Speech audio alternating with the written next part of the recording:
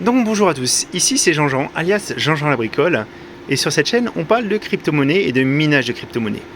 Et aujourd'hui un très bon week-end pour tous les possesseurs de cartes LHR de chez Nvidia, donc les cartes qui sont affectées par une diminution de la puissance quand ils minent l'algo Etash.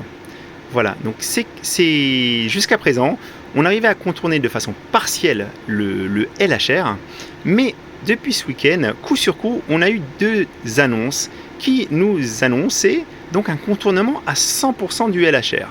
Donc on peut enfin utiliser nos cartes à 100% en minant de l'Etash, même quand elles sont LHR. Et ça, c'est une très très bonne nouvelle. Donc on va revenir un petit peu sur les annonces et pourquoi j'étais très heureux d'avoir la seconde annonce.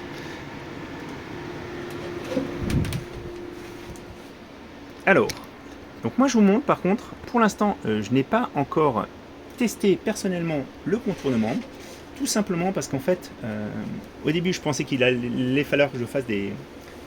Au début je pensais qu'on aurait vraiment que la première annonce, et la première annonce donc c'est NiceHash qui nous l'a annoncé, contournement à 100% du LHR. Et j'ai été un petit peu... alors moi je les croyais totalement, il n'y a pas de souci par rapport à ça. Par contre j'étais assez déçu parce qu'en fait NiceHash, je vous rappelle, quand vous êtes sur NiceHash, vous ne minez pas pour vous, vous louez votre puissance de minage. Ce qui est un petit peu différent, donc on a moins de contrôle, et en plus NiceHash prend une commission qui est quand même relativement importante, je crois que c'est 5% de mémoire. Donc c'est pas la même chose miner pour un tiers ou miner pour soi-même. Voilà. Et en plus, ils ont leur propre logiciel de mining. Et moi, ce que je m'étais dit, c'est qu'ils avaient peut-être réussi à trouver une solution qui garderait secrète un certain temps. Et du coup, tout le monde ne pourrait pas en profiter, ou alors il faudrait aller chez NiceHash. Donc cette première annonce, elle m'a vraiment pas trop enchanté. Et je me disais, bon ben voilà, ça se trouve, la messe est dite, NiceHash a trouvé la solution, et puis nous, on va attendre encore quelques semaines ou quelques mois avant d'avoir une solution. Mais juste derrière cette annonce, on a NB Miner qui nous a sorti également le déblocage à 100%. Voilà. Ce déblocage, il est totalement fonctionnel. Moi, j'ai eu des retours de personnes qui sont sous iOS, sous Windows et sous Linux en distribution pure, qui ont pu débloquer leur carte. Donc ça fait vraiment très très plaisir à voir. Si vous avez des problèmes de LHR, en fait, parfois, il faut un petit peu baisser par contre la memory clock, donc la fréquence mémoire un petit peu. Et si vous avez un problème, le LHR qui se réactive, en fait, il faut redémarrer le miner ou la machine. Mais bon, c'est pas des... il y avait déjà ces problèmes-là en fait avec les contournements LHR actuels, donc c'est pas vraiment une nouveauté. Ce qui est vraiment bien par contre avec l'annonce de NB Miner, c'est qu'en fait donc on va pouvoir en profiter, on n'aura pas besoin de changer de système d'exploitation, et ça va être disponible très prochainement sur iOS. Donc moi j'ai vérifié, donc là j'ai vérifié moi pour l'instant ma carte, moi j'ai une 3080 Ti là, elle est toujours en fait à 95 MHz, parce qu'en fait ils n'ont pas encore fait la mise à jour. Alors vous avez le moyen de faire un custom install si vous avez vraiment envie d'en profiter dès maintenant, mais logiquement l'équipe qui est derrière est très très réactive, et ils devraient mettre le NB Miner actualisé avec le contournement à 100% d'ici 24 heures je pense, maximum.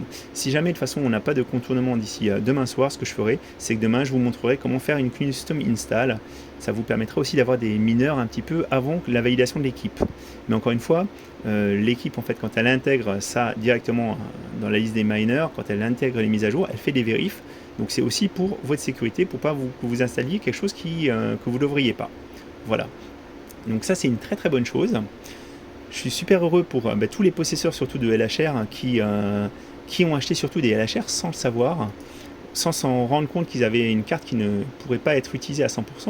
Ça va vraiment dans le bon sens des choses.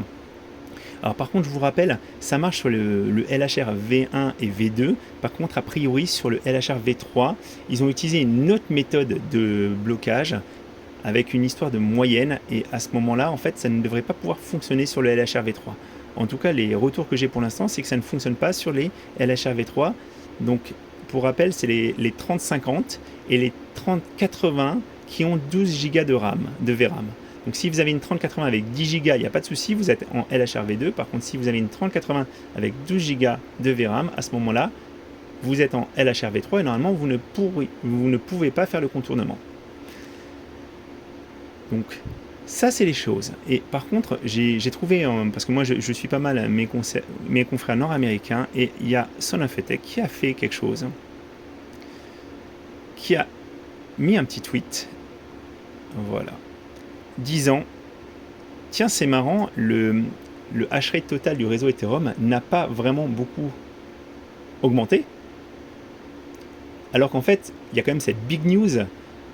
Et normalement, quand il y a une news comme ça, les premiers qui vont sauter dans le wagon pour pouvoir tester ça et pour pouvoir améliorer leur carte, c'est les grosses fermes de minage, les grosses fermes de minage GPU. Et si vous regardez un petit peu la difficulté du réseau Ethereum, effectivement, il n'y a pas eu de pic, il n'y a pas eu d'augmentation soudaine de la difficulté. Ce qui pourrait supposer, et c'est ce qui sous-entend, et moi je pense qu'effectivement il y a des collusions à ce niveau-là, c'est que les grosses fermes, elles profitaient peut-être déjà d'un unlock à 100%. Voilà.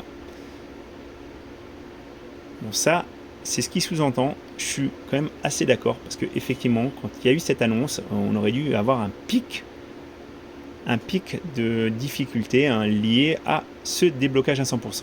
Voilà. Donc moi, normalement, demain, je vous ferai une petite vidéo, je vais tester voir ce que ça donne sur ma 3080 Ti.